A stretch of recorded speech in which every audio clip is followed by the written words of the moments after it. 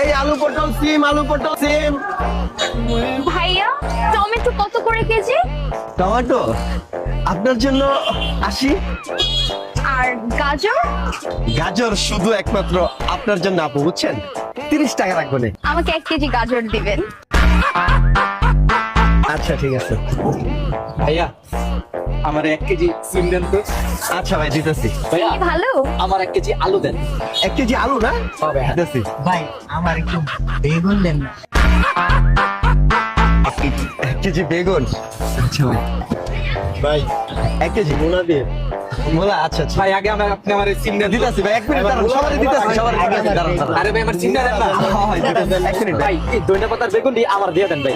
শেষই তো ভাইয়া, আর কি নিব? আরেকদিন নিব না। আচ্ছা বাই।